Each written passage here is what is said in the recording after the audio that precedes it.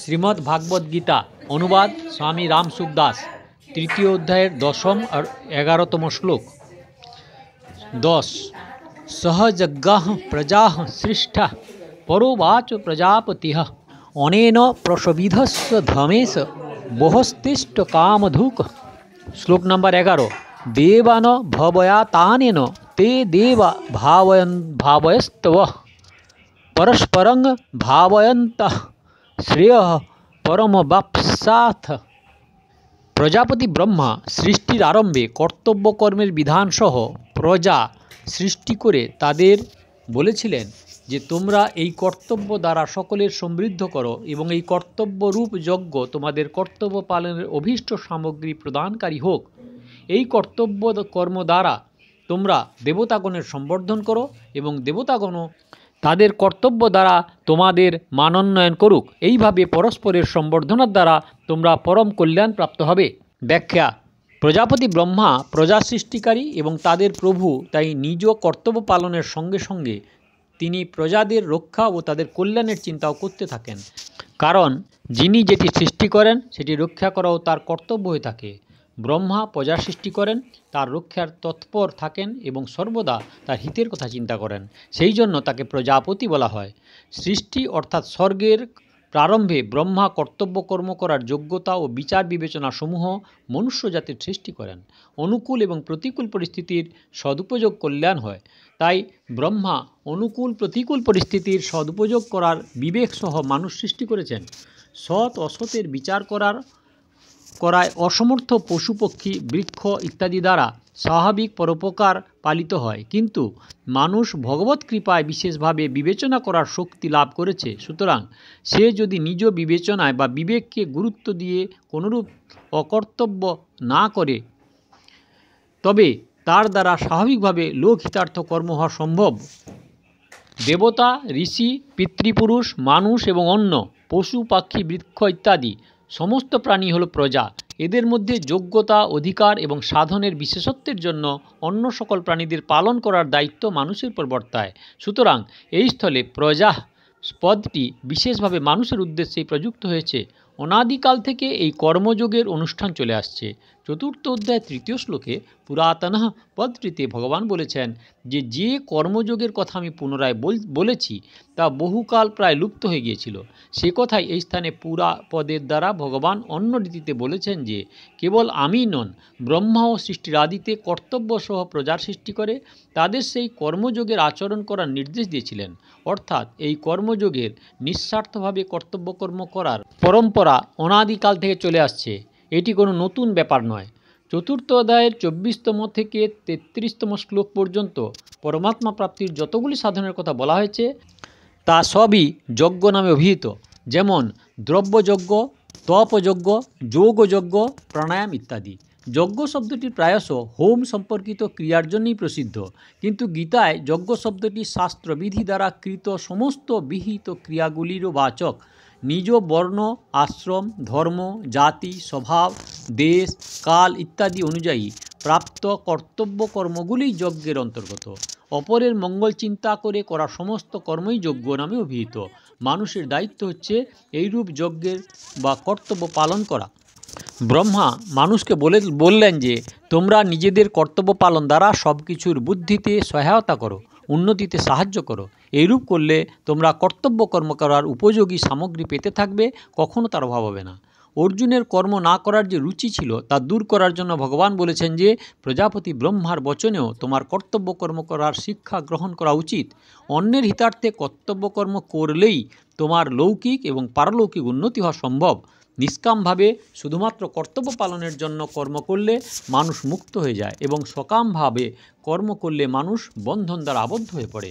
আলোচ্য অধ্যায়টিতে নিষ্কামভাবে করা কর্তব্য কর্মের কথা আলোচিত হয়েছে, তাই এই স্থানে ইষ্টকাম পদটির অর্থ ঈপ্সিত ভোগ সামগ্রী, যা হলো সকামভাবের সূচক, গ্রহণ করা উচিত বলে মনে করা হয়।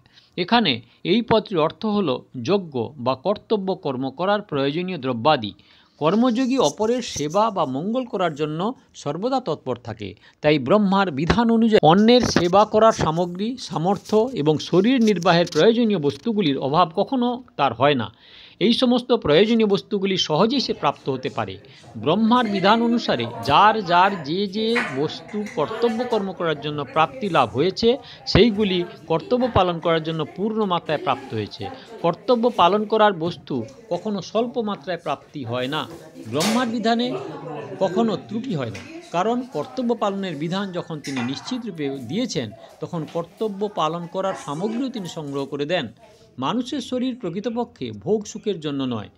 এই তনা কর ফল বিষয় না ভাই মানস, তাই সাংসারিক সুভোগ করো এইরূপ নির্দেশ বা বিধান কোনো সৎশাস্ত্রে নেই। সমাজও যেমন খুশি ভোগ করার নির্দেশ দেয় না, বরং শাস্ত্র এবং সমাজের বিপরীত অপরকে সুখী করার কথাই নির্দেশ দেয়। যেমন দেখা যায় পিতাকে বিধান দেওয়া হয়েছে যেন তিনি পুত্রের পালন পোষণ করেন, কিন্তু এমন বিধান দেখা যায় না যে পিতা পুত্রের কাছ থেকে সেবা চেয়ে নেবেন। এইভাবে পুত্র স্ত্রী ইত্যাদি অন্যান্য সম্পর্কের সম্বন্ধেও বুঝতে হবে। কর্মযোগী সর্বদাই দেওয়ার ভাবই পোষণ করেন, গ্রহণ করার নয়, কারণ গ্রহণের ভাবই বন্ধনকারক। গ্রহণের ইচ্ছা থাকলে কল্যাণ প্রাপ্তিতে বাধা আসে এবং তার সঙ্গে সাংসারিক বস্তু সামগ্রী প্রাপ্তিতেও অন্তরায় সৃষ্টি হয়। প্রায় সকলেই অনুভব করে যে সংসারে যারা চাহিদা পোষণ করে তাদের কেউ কিছু দিতে চায় না। তাই ব্রহ্মা বলেছেন যে কোনো কিছুর আশা না করে নিঃস্বার্থভাবে কর্তব্যকর্ম পালন করলেই মানুষ নিজ উন্নতি সাধন করতে সক্ষম হয়। দেবান ভাবায়তেন, এখানে দেব শব্দটি উপলক্ষ মাত্র। এই পদটির দ্বারা মানুষ দেবতা, ঋষি, পিতৃলোক ইত্যাদি সমস্ত প্রাণীদেরই বুঝতে হবে, কারণ কর্মযোগীর উদ্দেশ্য থাকে কর্তব্য কর্মের দ্বারা সমস্ত প্রাণীকে সুখী করা। সেই জন্য সকল প্রাণীর উন্নতির জন্য মানুষকে কর্তব্য কর্ম যজ্ঞ পালনের আদেশ দিয়েছেন। ভগবান ব্রহ্মা নিজ কর্তব্য ঠিকমতো পালন করলে মানুষের স্বতই কল্যাণ সাধিত হয়। কর্তব্য পালন রূপ উপদেশের পূর্ণ অধিকারী হয় মানুষ, কারণ মানুষই স্বাধীনভাবে কর্ম করার অধিকার পেয়েছে। সুতরাং তাদের এই স্বাধীনতার সদ্ব্যবহার করা উচিত। তে দেবা ভাবয়ন্ত স্ব, বৃক্ষলতাদিতে যেমন স্বাভাবিকভাবে ফুল ফল হয়, কিন্তু এতে যদি সার এবং জল দেওয়া হয় তাহলে ফুল ফলের বৃদ্ধি ও পুষ্টি বিশেষ রূপে দেখা যায়। এইরূপ পূজা আরাধনার দ্বারা দেবতাদের পোষণ বর্ধন হয়, ফলে দেবতাদের কর্মগুলি বিশেষভাবে ন্যায়প্রদ হয়। কিন্তু মানুষ যখন নিজ কর্তব্য কর্মের দ্বারা দেবতাগণের পূজা আরাধনা করেন না, তখন দেবতাদের পোষণতা প্রাপ্তি হয় না। এতে তাদের কর্তব্য পালনের ঘাটতি এসে যায়। তাদের কর্তব্য পালনের ঘাটতি হওয়াতেই জগতে বিপ্লব আসে, অর্থাৎ অতিবৃষ্টি, অনাবৃষ্টি ইত্যাদি দেখা দেয়। পরস্পরং ভাবয়ন্ত, এই পদটিতে এই অর্থ প্রকাশ করে না যে যদি অন্য আমার সেবা করে তবেই আমি তার সেবা করব, বরং এই অর্থ প্রকাশ করে যে কেউ আমার সেবা করুক বা না করুক, আমার কর্তব্য হলো তাকে সেবা করা। অন্যে কি করে কি করে না, আমাকে সুখ দেয় না দুঃখ দেয়, এসব আমার জানার দরকার নেই, কারণ অপরের কর্তব্যের খোঁজ যে করে সে নিজ কর্তব্য হতে বিচ্যুত হয়, পরিণামে তার পতন ঘটে। অন্যকে দিয়ে কর্তব্য পালন করানো নিজের অধিকার নয়। সকলের হিতার্থে শুধু আমাদের নিজের কর্তব্য পালন করতে হবে, যাতে সবাই সুখী হয়। সেবা করার সময় নিজের বুদ্ধি, সামর্থ্য, সময় এবং বস্তু সামগ্রী পুরোপুরিভাবে অপরের হিতার্থে নিয়োগ করা চাই, অর্থাৎ যৎকিঞ্চিৎ নিজের জন্য অবশিষ্ট রূপে রাখা উচিত নয়, তাহলেই জড়ত্বের সঙ্গে সম্পর্ক বিচ্ছিন্ন হবে। আমাদের যত জাগতিক সম্পর্কিত ব্যক্তি আছেন, যেমন মা, বাবা, স্ত্রী, পুত্র, ভাই, ভাজ ইত্যাদি, তাদের সকলকেই আমার সেবা করা উচিত। নিজের সুখের জন্য এই সম্পর্ক নয়। যার সঙ্গে আমাদের যেরূপ সম্পর্ক সেই অনুযায়ী তাকে সেবা করা, মর্যাদা অনুসারে তাকে সুখী করা আমাদের কর্তব্য।